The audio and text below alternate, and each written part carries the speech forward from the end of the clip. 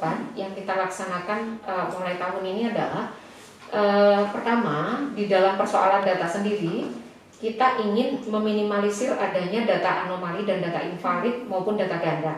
Caranya bagaimana?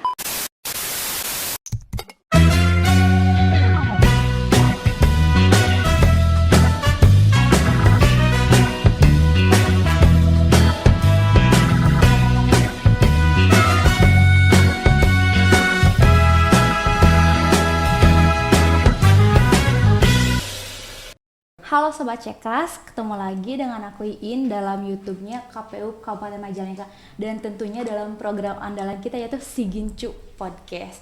Oke Sobat Cekas, hari ini merupakan hari yang bahagia untuk KPU Kabupaten Majalengka karena hari ini KPU Kabupaten Majalengka telah launching aplikasi Sijalu dan hari ini juga kita kedatangan tamu istimewa langsung dari KPU Provinsi Jawa Barat. Dan sini juga aku udah bersama dengan komisioner atau ketua divisi data dan informasi. Ya. Oke deh, biar nggak terlalu lama basa-basi, kita langsung perkenalan dulu dengan Ibu. Selamat siang Ibu. Selamat siang. Oke deh Ibu, kan ada pepatah nih, tak kenal maka nggak sayang. Jadi silakan boleh perkenalan dulu. Boleh. Buat teman-teman. Saya memperkenalkan diri berarti ya? Betul. Agar semakin banyak penggemar di Majalengka. Udah banyak penggemar soalnya. Selamat siang warga pemilih Kabupaten Majalengka. Saya Divisi Data dan Informasi KPU Provinsi Jawa Barat. Nama lengkap saya Titik Nurhayati. Saya kira nomor telepon nanti bisa japri ke chat ya. Itu kayaknya rentan nanti fans Ibu jadi makin banyak kalau nomor teleponnya dicantumkan. Oke nih Ibu. Ibu udah berapa lama di KPU sendiri berkecimpung dalam dunia kepemiluan? Mulai di KPU tahun 2003. Waduh. 2013. Okay. Nah, 2013 sampai 2018 saya di KPU Depok.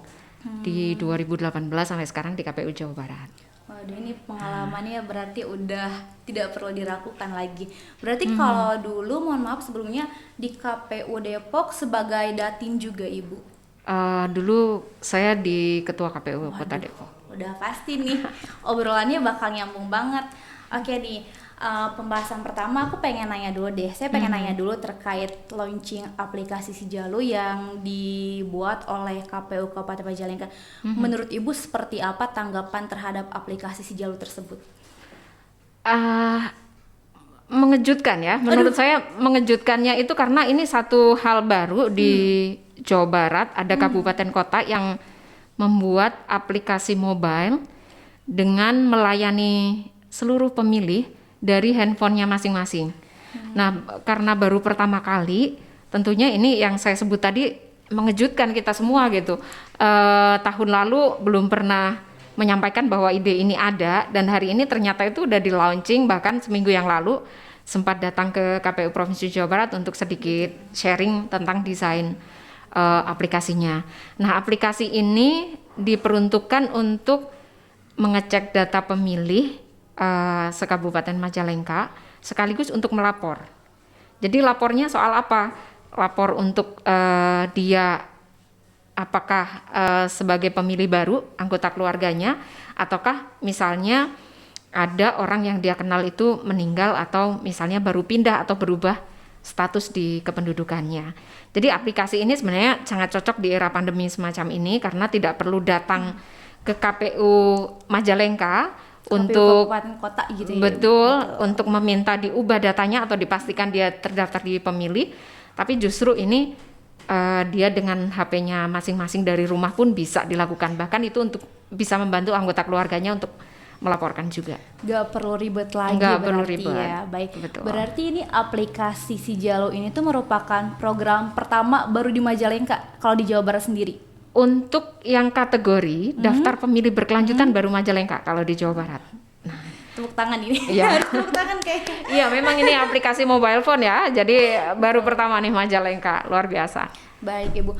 Apalagi kalau sekarang kan di era pandemi rentan banget untuk keluar ya. Karena takut juga terkait adanya virus COVID-19 juga. Tapi dengan adanya aplikasi Sijalu memudahkan kita untuk mengupdate mengupdate info-info data-data kepemiluan seperti itu.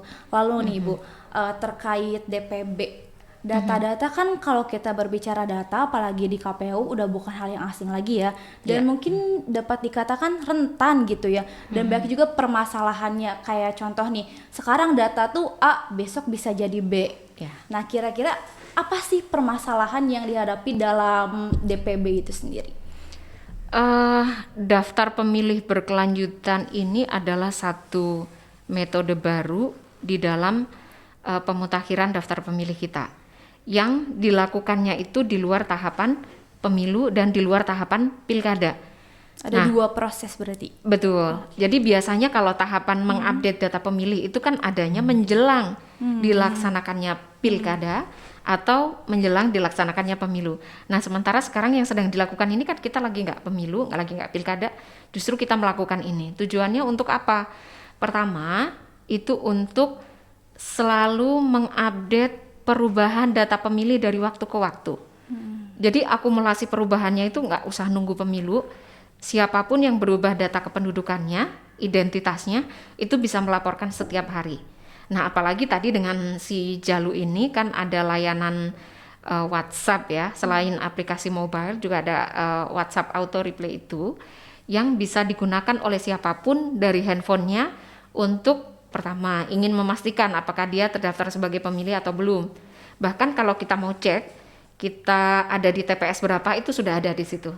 Nah, bagi yang belum ada di DPT sebelumnya, artinya yang belum pernah ikut pemilu 2019, belum pernah ikut Pilgub 2018, Pilkada Majalengka 2018, mungkin perlu mengecek nih, kemarin saya udah ada di DPT belum ya gitu.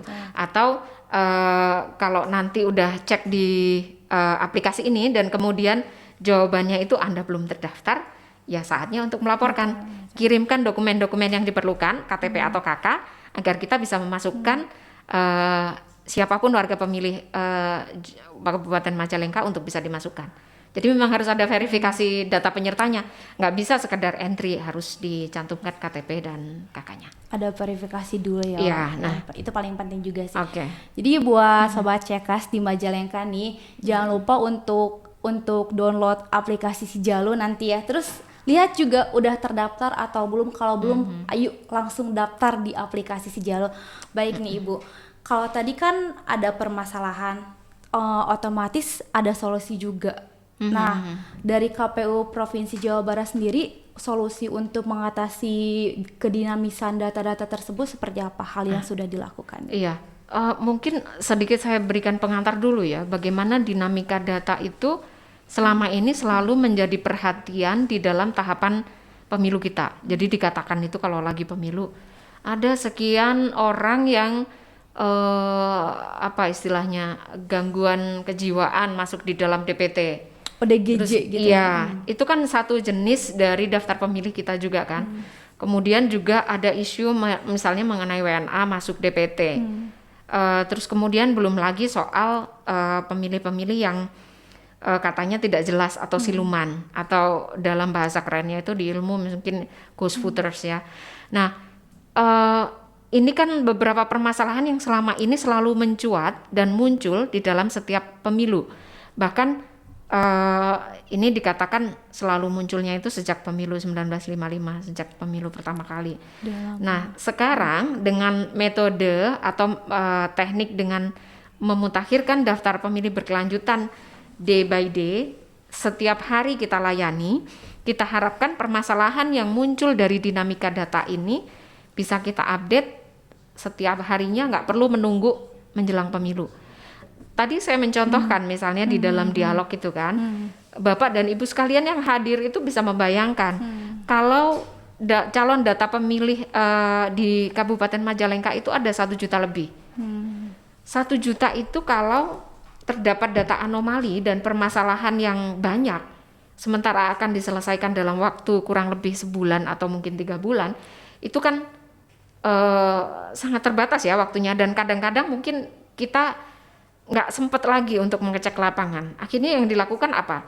Checking lagi ke dinas pencatatan dan yang punya kewenangan ya mengenai pencatatan sipil, atau mungkin meminta kepada penyelenggara kita di tingkatan PPK dan PPS di ad hoc itu untuk mengecek. Tapi kadang-kadang kalau ke lapangan itu nggak bisa setiap saat. Belum lagi ini kalau misalnya ada warga yang sekarang ada di sini, tahun depan mungkin bekerja di luar daerah atau ke luar negeri. Terus belum lagi ada yang pulang dari luar negeri. Kalau nggak lapor, gimana kita bisa tahu? Termasuk yang meninggal ya, gimana kita tahu? Nah, dengan adanya daftar pemilih berkelanjutan ini, kita mengajak masyarakat, yuk kita pastikan apakah kita ada di DPT, karena ini untuk daftar pemilih kita di 2024 mendatang. 2024 itu akan menjadi tahun pemilu dan pemilihan yang dilaksanakan pada tahun yang sama. Jadi kalau sekarang kita mau berpartisipasi, saya kira itu akan sangat baik untuk akurasi data pemilih. Baik, Ibu. Oke, menarik. Detail sekali penjelasannya juga. Tapi saya tadi penasaran sih, Ibu, terkait orang-orang atau data pemilih gitu. Karena banyak juga mungkin yang belum lapor data yang terupdate gitu. Soalnya kemarin lah saya pernah baca di berita adanya orang yang udah jadi bupati tapi ternyata dia ganda, bukan warga negaraan WNI. ya. Nah, iya, kira-kira Oke. dari KPU sendiri itu seperti apa? Bisa terjadi hal tersebut? Ya, ini kan mungkin satu fenomena baru juga ya, walaupun di tahun 2019 itu juga ada isu WNA masuk DPT. Nah, dengan waktu yang panjang kita menyusun daftar pemilih seperti ini, yang kita harapkan misalnya ada tokoh-tokoh yang akan dicalonkan menjadi kepala daerah atau wakil rakyat di tingkatan legislatif, baik itu di pusat, di provinsi maupun di kabupaten kota itu. Sebenarnya dari sekarang juga bisa kita cek kan. Contoh, ada yang udah lama sebenarnya nggak ada di daerah Majalengka gitu. Yang kita tahu dia udah di luar negeri atau misalnya keluar daerah seperti di sekitarnya Majalengka itu misalnya ada yang bekerja di Cirebon. Kan itu bukan hanya di luar negeri sebenarnya. Mungkin ada juga di Indramayu atau di daerah lain, ke Jakarta dan lain sebagainya. Ya kita sebenarnya akan bisa cek dari sekarang, meminta Dinas Kependudukan dan Catatan Sipil untuk sama-sama mengecek warga ini sebenarnya masih terdata nggak sih gitu. Terus kalau diragukan karena pernah ada informasi dari keluarganya atau tetangganya bahwa yang bersangkutan itu katanya udah pindah ke warganegaraan, apalagi kalau yang udah menikah ya, menikah dengan warga luar negeri, kadang-kadang kan memang untuk mengurus keturunannya mereka juga kan ada keperluan untuk mengurus itu. Nah dari sekarang itu kan bisa kita lakukan menjadi bagian DPB. Jadi isu WNA sampai terpilih atau misalnya WNA masuk DPT itu sebenarnya isunya juga nggak perlu lagi dipolitisir menjadi lebih besar menjelang pemilu dan pemilihan. Sekarang pun kita bisa lakukan itu. Nah itu yang menjadi tujuan DPB ini, agar segala permasalahan yang timbul akibat adanya perubahan data kependudukan seseorang itu bisa kita update atau kita mutakhirkan mulai dari sekarang, day by day. Oke, baik Ibu. Terkait pilkada, bahwasanya kan sudah ditetapkan juga ya Bu, pilkada akan dilaksanakan secara serentak tahun 2024. Lalu untuk Datin sendiri nih, mungkin dari provinsi ataupun pusat bagaimana kesiapannya dalam menyongsong pilkada serentak tersebut? Menuju 2024 yang kita laksanakan mulai tahun ini adalah pertama, di dalam persoalan data sendiri kita ingin meminimalisir adanya data anomali dan data invalid maupun data ganda. Caranya bagaimana? Kita ingin melibatkan masyarakat menjadi bagian dari orang yang memberikan tanggapan terhadap kualitas data kita. Jadi yang mengaudit ini kan sebenarnya bisa masyarakat yang punya data itu sendiri. Kita sampaikan, dan apalagi ada Sijalu ini, kita berikan sebagai fasilitas yang bisa digunakan oleh setiap warga negara Kabupaten Majalengka untuk mengecek dirinya. Nah, selain itu, ini kan dari persoalan datanya dulu. Dari persoalan lain, dengan adanya sosialisasi yang semakin intens kepada masyarakat, gencar, kita juga berharap sebenarnya pemilu 2024 itu partisipasinya tinggi di Majalengka. Terus kemudian juga banyak yang secara sadar itu mau terlibat menjadi penyelenggara pemilu, karena kan penyelenggara pemilu itu ada batasan period ya. Jadi untuk PPK PPS pun itu misalnya nggak boleh 2 periode. Artinya dibutuhkan semakin banyak orang untuk mau terlibat di penyelenggara ad hoc kita. mudah-mudahan dengan tahu banyak tentang data pemilih, tahu banyak tentang pemilu ini, semakin banyak orang tertarik untuk menjadi bagian di pemilu 2024. Oke Bu, baik. Tapi terkait prosesnya sendiri, pemutakhiran data pemilih, berarti mereka orang-orang yang berkecimpung bukan hanya dari pihak KPU saja? Enggak, justru ini yang sekarang sedang tadi kita sosialisasikan itu dalam rangka kerja memutakhirkan data itu kalau bisa menjadi kerja bersama. Kerja bersamanya Dengan siapa? masyarakat. Oke. Dengan masyarakat sebagai pemilik data itu sendiri. Kan sebenarnya kalau pencatatan sipil itu hanya membantu melayani mencatatkan kan. Padahal yang paling tahu banyak yang punya data itu sendiri adalah masyarakat itu sendiri. Yang kedua adalah dinas-dinas yang menangani atau punya data kependudukan. Ini kan banyak ya, kalau data pencatatan sipil misalnya ada di Dukcapil, kalau misalnya data perceraian itu misalnya kaitannya dengan Kemenak. Kalau misalnya data mahasiswa itu misalnya dengan Di universitas. kampus gitu ya. Kalau misalnya data terkait dengan siswa yang baru akan 17 tahun misalnya dengan SMK dan SMA dan lain sebagainya, madrasah aliyah gitu. Nah, ini kan artinya data ini sekarang berada di mana-mana. Jadi ada model dua data kalau saya katakan itu. Yang pertama adalah data yang pencatatannya, registernya, dan yang kedua yang paling sulit itu adalah model jenis data yang mutakhir. Kalau mutakhir ini kan berarti dari mobilitasnya. Nah, mobilitas orang itu siapa yang mau kontrol? Kalau orang yang mobilitas itu sendiri nggak mau lapor. Ya, nah ini satu hal baru ya. Kita ingin mengajak masyarakat Majalengka untuk mau terlibat. Jadi jangan nunggu dilayani Kabupaten Majalengka nanti menjelang pemilu. Dari sekarang pun udah bisa nih memastikan untuk menjadi pemilih 2024. Salah satunya lewat aplikasi Sijalu. Lewat ya, aplikasi Sijalu. Baik, oke Bu. Oke deh Bu, terakhirnya harapan untuk KPU Kabupaten Majalengka, apalagi sekarang udah ada aplikasi Sijalu juga, silahkan ke depannya gitu. Masyarakat Majalengka sebagai pemilih tentunya kita juga ingin dimudahkan kan. Nah, saya berharap semua warga masyarakat mau mengecek data dirinya di aplikasi Sijalu atau bisa menghubungi layanan hotline untuk data pemilih KPU Kabupaten Majalengka di nomor di bawah ini. Nanti di situ akan ada operator yang membalas dan juga akan membantu apa yang ditanyakan. Selain nanti bisa mengunduh Sijalu dari Play Store, HP Bapak Ibu dan Bapak Ibu sekalian dan adik kakak semuanya lah gitu. Jadi kita mau sapa adik kakak ternyata lebih tua juga kan. Bapak Ibu para pemilih lah. Kakak paling. Iya. Oke, baik. Memang kalau berbicara terkait data di KPU juga mungkin suatu hal yang rentan ya, karena berubah-ubah dinamis gitu ya. Jadi buat teman-teman khususnya warga Majalengka, Sobat Cekas yuk yang belum download aplikasi Sijalu, ayo segera cek data-data kalian. Kalau sepertinya kalian belum terdaftar boleh langsung masukin KTP ataupun kartu keluarga kalian. Baik, terima kasih untuk waktunya Ibu. Semoga hari-hari di Majalengka menyenangkan dan meninggalkan kesan yang baik. Kalau yang buruknya tolong dibuang aja. Selalu mengesankan kalau untuk Majalengka. Iya, baik. Semoga nanti juga kita bisa bertemu kembali ya, baik. Amin, mudah-mudahan. Amin. Salam sehat. Amin, harus sehat. Oh iya, jangan lupa juga jaga kesehatan, apalagi sekarang sedang di era pandemi COVID-19 juga. Baik, sekian dan terima kasih. Oh iya, jangan lupa untuk terus tonton semua video-video akun YouTube KPU Kabupaten Majalengka dan podcastnya juga. Dan jangan lupa untuk selalu subscribe.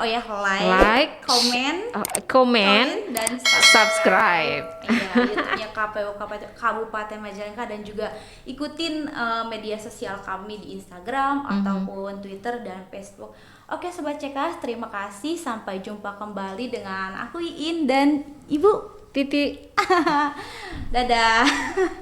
Terima kasih. Iya, oke. Ibu makasih ya. Sobat Cekas, jangan lupa untuk like, komen, dan subscribe YouTube channel KPU Kabupaten Majalengka. Dan jangan lupa juga untuk terus ikuti dan follow media sosial KPU Kabupaten Majalengka. Sampai jumpa.